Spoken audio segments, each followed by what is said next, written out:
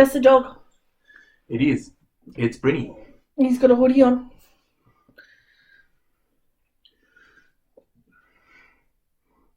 Oh, I love it with the hood on. He's so cute. It's a red hood. He looks like a medieval knight. What sort of medieval knight? With the chainmail. He's giving you a face. Now he's on pulling faces in our video. Well, it's an appropriate face, I guess. Alright, we probably better get on with the actual video. No, people don't come here to listen to us talk about books. No, they come here for the tangents. I'm Scott, that's Nelle, we're Gunpowder, Fiction and Plot. Today we've got a book haul for you, but as usual, we'll get distracted and talk about something else like puppies becoming medieval knights. Yes, that's the way we go. So you did a video a few weeks back where you were talking about like how representative your TBR was. Or not. Gave yourself a project to fix it up though, didn't you? I did. So I've got to get 100 books from LGBTQIA authors or authors of colour before I'm allowed to buy from someone white and straight again.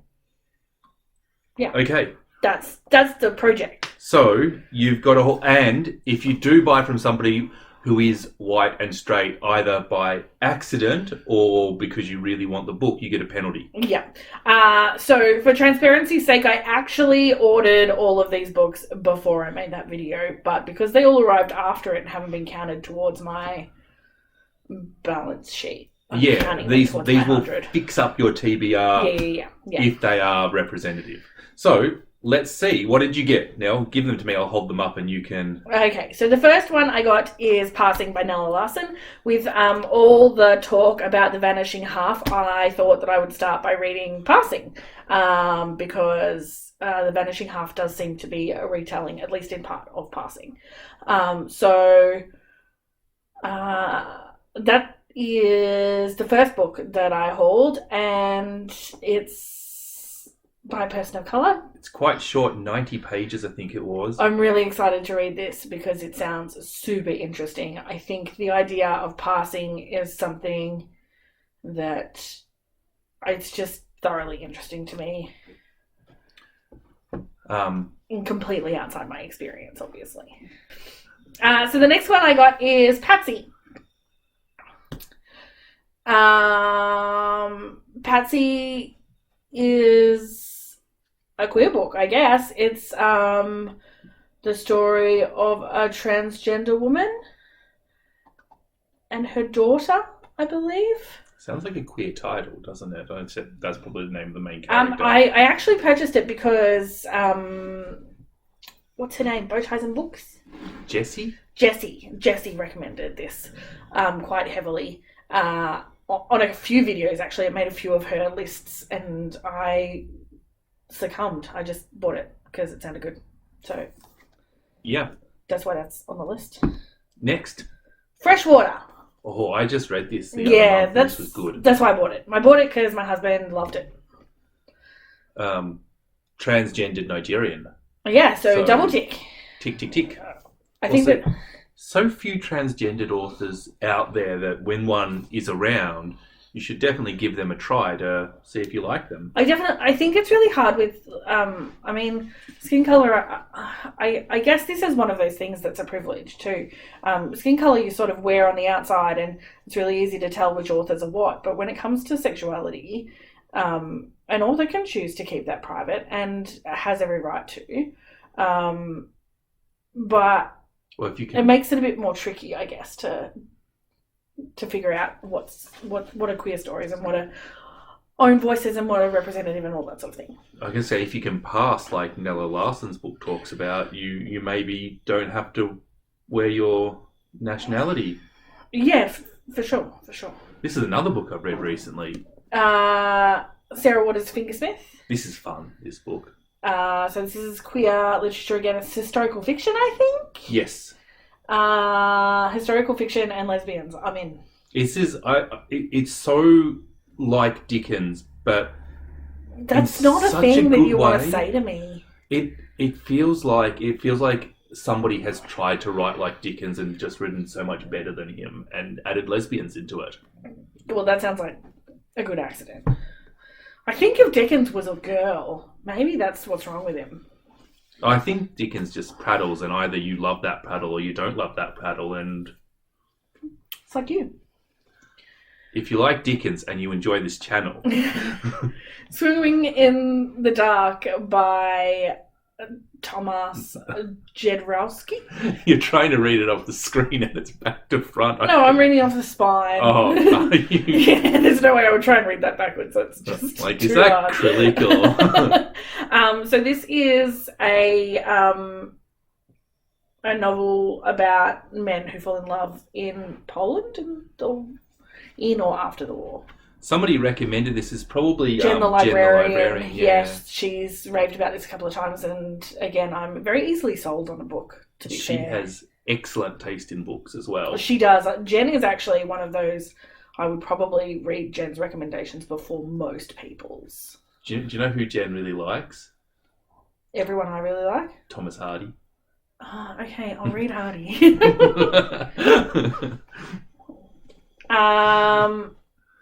And then I've got a double because I've decided. Give us one, and you can hold the other one. I've decided after one book that she's an insta buy. So I've gotten Octavia Butler, The Parable of the Sower and The Parable of the Talents. Octavia Butler is a person of colour who wrote. I read Kindred that she wrote very recently and raved about it. We did a big review with lots of spoilers in it, but link in the description. And you said off camera, so that nobody would know, you said that Kindred was one of your 5 best books of all time. I loved it. So that's high praise from Nelle. So I've already bought two more of her, and I suspect after, as long as these go even half as well as Kindred went, I will buy the rest of her stuff by the end of the year. Then we've got Queenie. I don't even remember what this is about. I think I ordered this a billion years ago. This is on my COVID. TBR too. Is it? I think that this one, I think we must have seen a video about this, but this is actually a book that we voted on for our book club's read, and it ended up coming second or third out of a million. Didn't get up. And didn't, like there's 12 books recommended, and it was the second most popular book. But it sounded like a good book. I think it's about a Jamaican girl in London, sort of coming of age. But can I just say, how much does this sound like us? A darkly comic and bitingly subversive take on life, love, race, and family. I mean, come on. I don't know what you mean. We're not ironic at all. Then I got Trumpet by Jackie Kay. I got this at the recommendation of my bestie, who is not a booktuber. It's actually our book club book for the month. It is our book club book for the month, but I didn't buy it. I bought it before that because it takes 6 decades to get here. Trumpet by Jackie Kay, who is a person of colour and a lesbian, I believe. And adopted.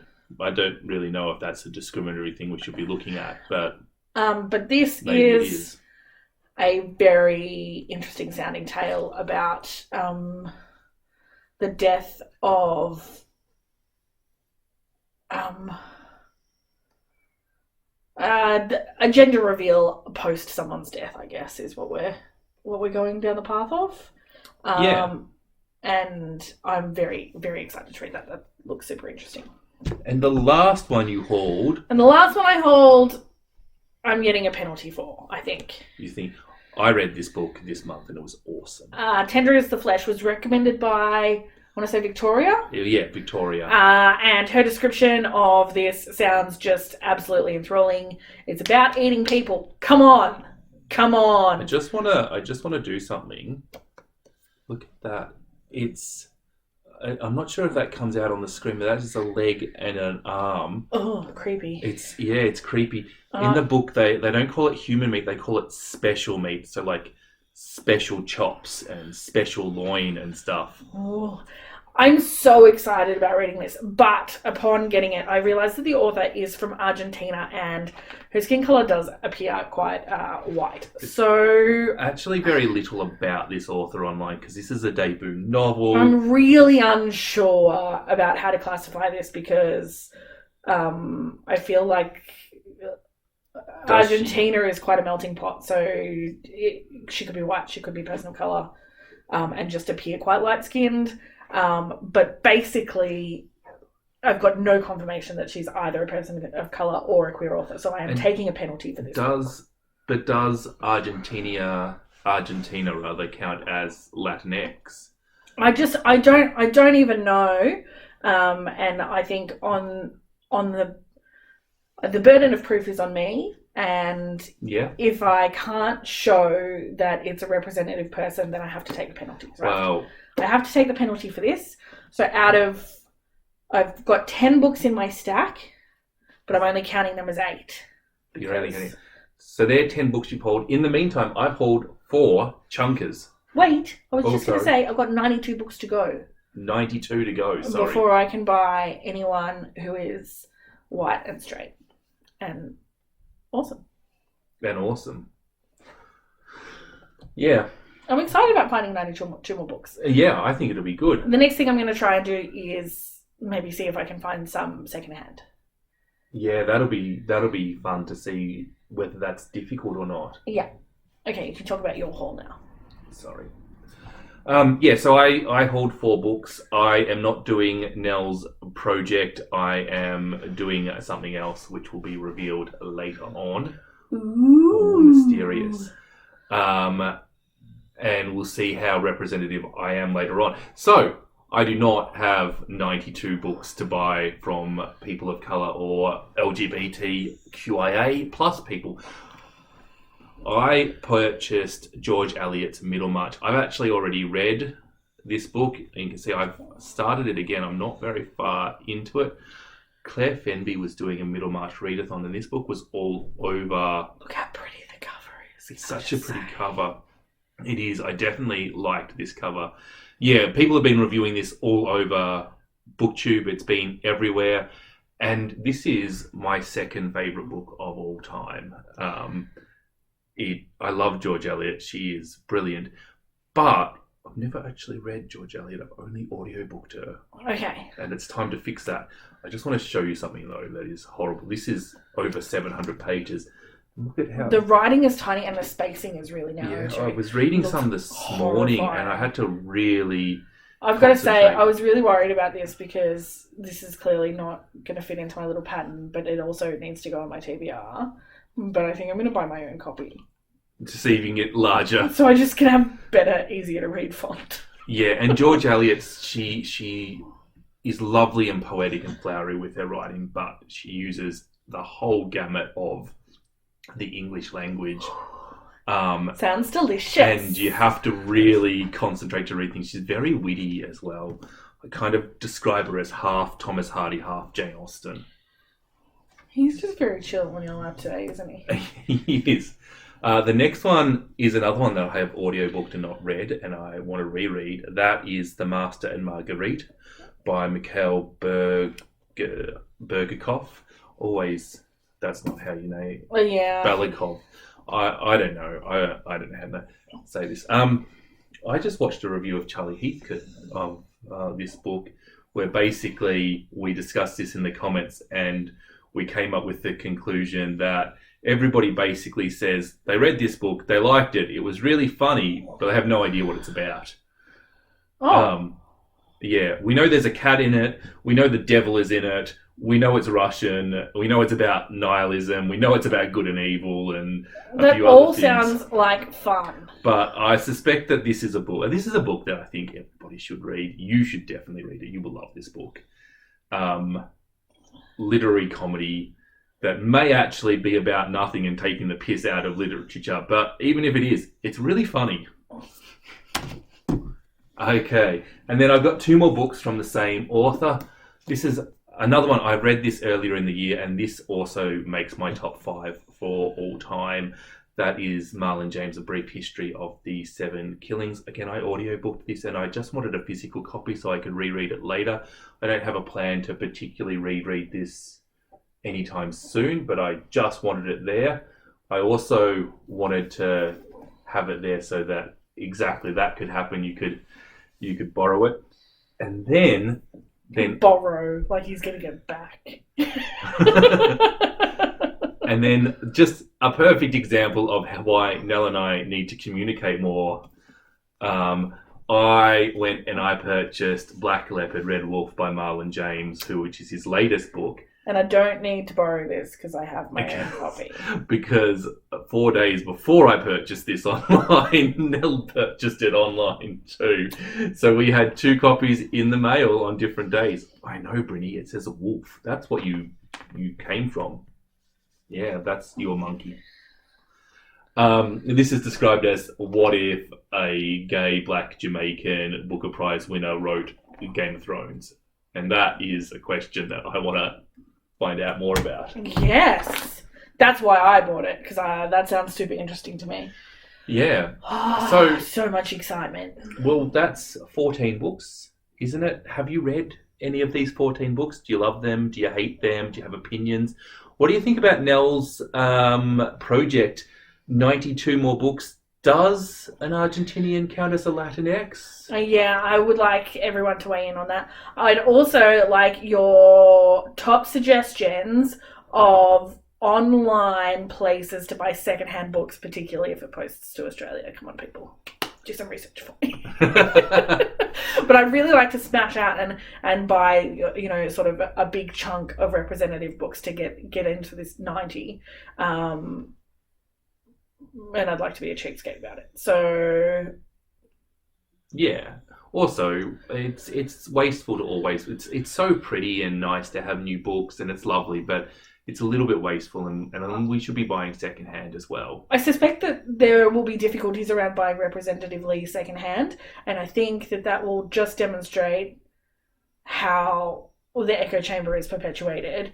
And I do think I'm going to make a video about it because I think it will be interesting to see what we can and cannot find secondhand. But coming soon. Coming soon. All right, that's all we have time for. Bye from us. Bye-bye.